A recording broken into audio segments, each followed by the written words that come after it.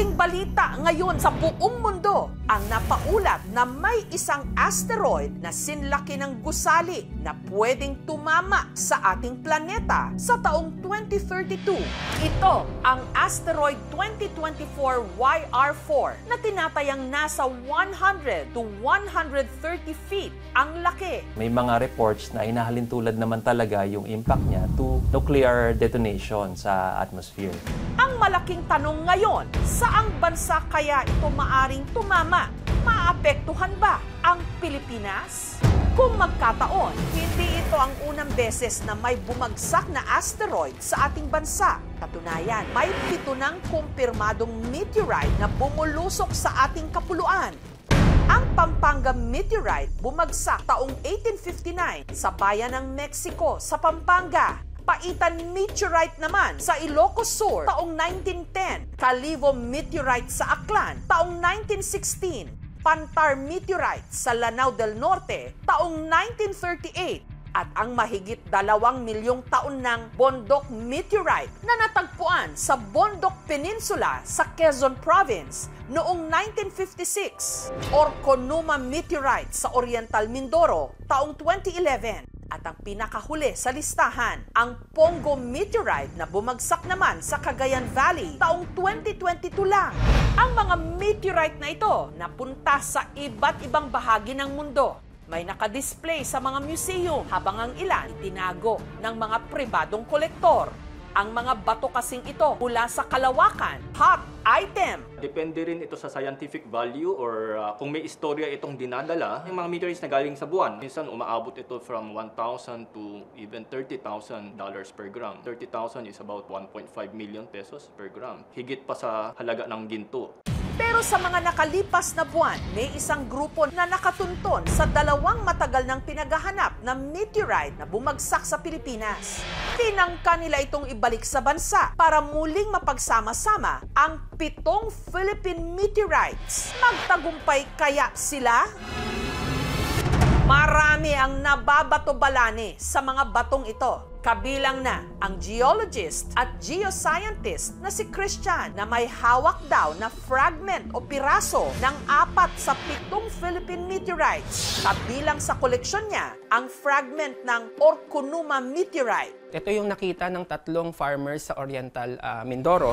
Matatanda ang taong 2019, unang naitampok dito sa KMJS ang mga magsasakang sina Eric, Fredo at Edgar na nakapulot ng bato sa isang bakanteng lote sa barangay Orconuma sa Bungabong Oriental Mindoro taong 2011 na pinaniniwalaan nila isang meteorite. Kalaunan na ibenta nila ang bato sa isang meteorite collector mula sa Amerika na si John Higgins sa halaga 580,000 pesos lang. Ang napapunta sa amin ay 290,000.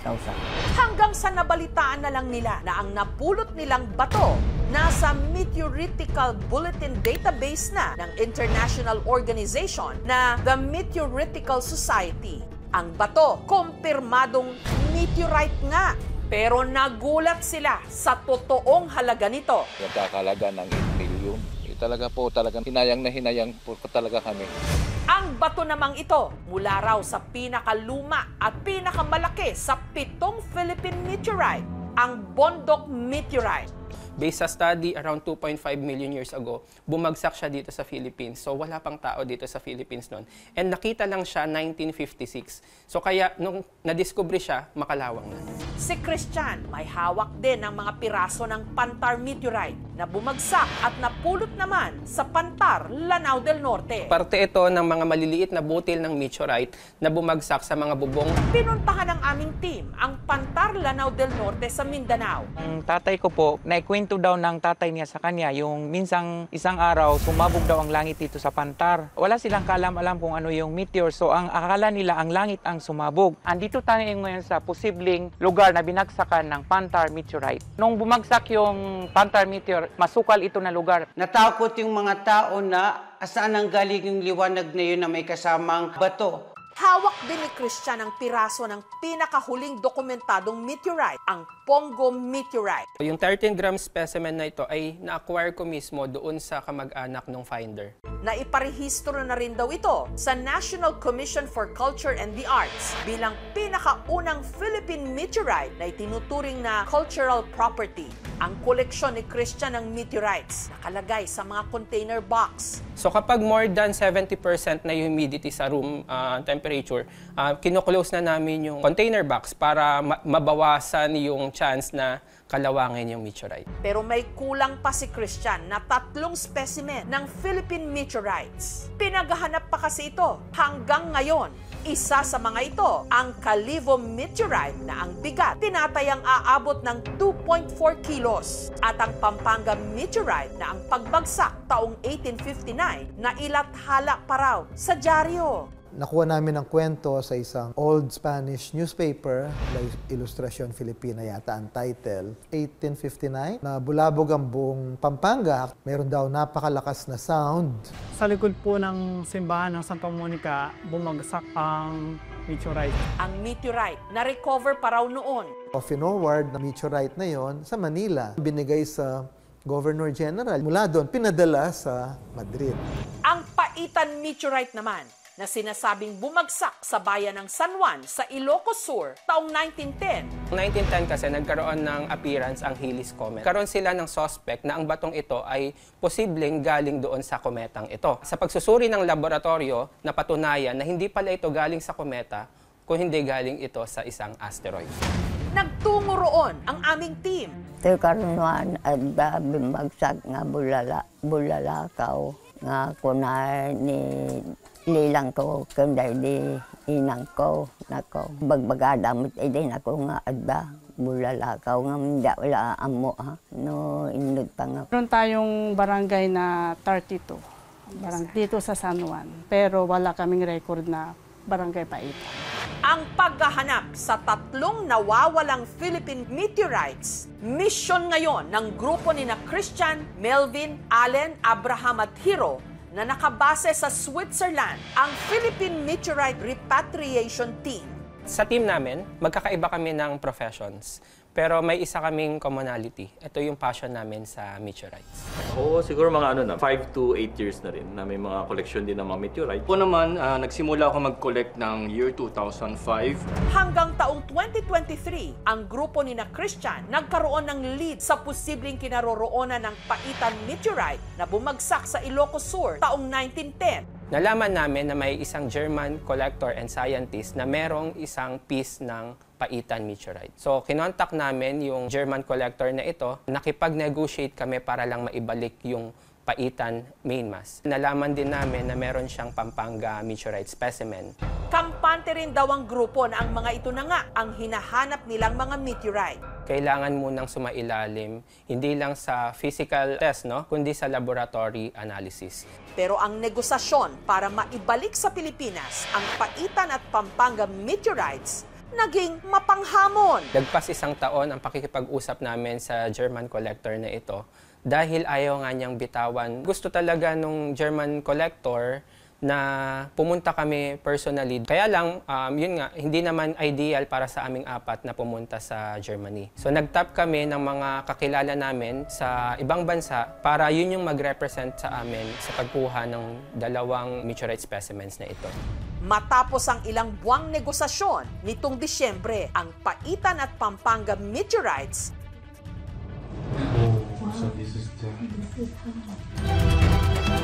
nakabalik na sa wakas sa Pilipinas. Naghintay tayo ng around 39 years para maibalik yung Paitan meteorite and 165 years naman for Pampanga meteorite. At sa isang pambihirang pagkakataon, ang Pampanga at Paitan meteorites kasama ang 4 pang Philippine meteorite specimen nito lang Sabado. 3, 2, 1... Pinakita na sa publiko nang magkakasama sa isang mall sa Pasig City.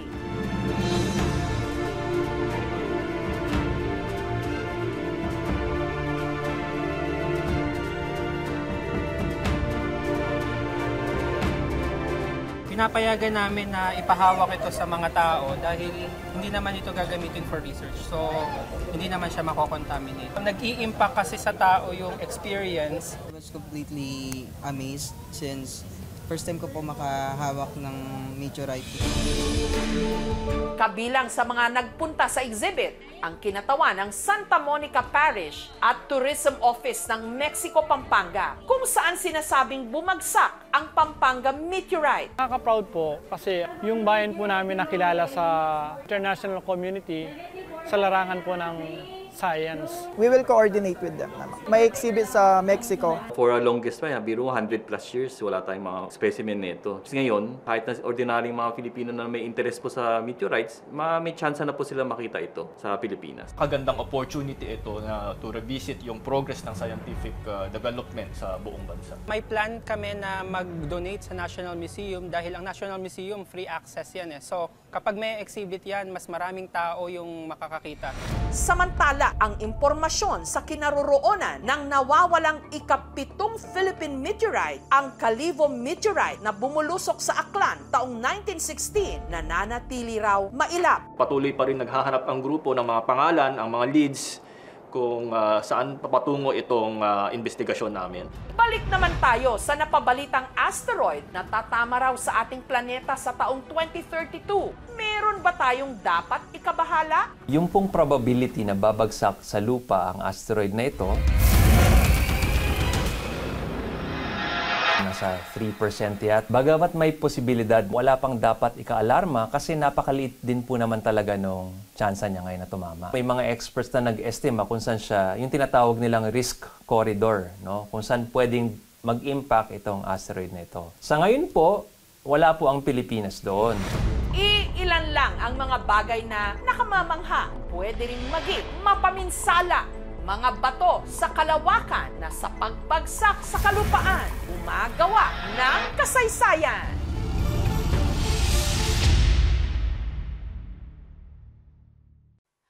Thank you for watching, mga kapuso. Kung nagustuhan niyo po ang videong ito, subscribe na sa GMA Public Affairs YouTube channel. And don't forget to hit the bell button for our latest updates.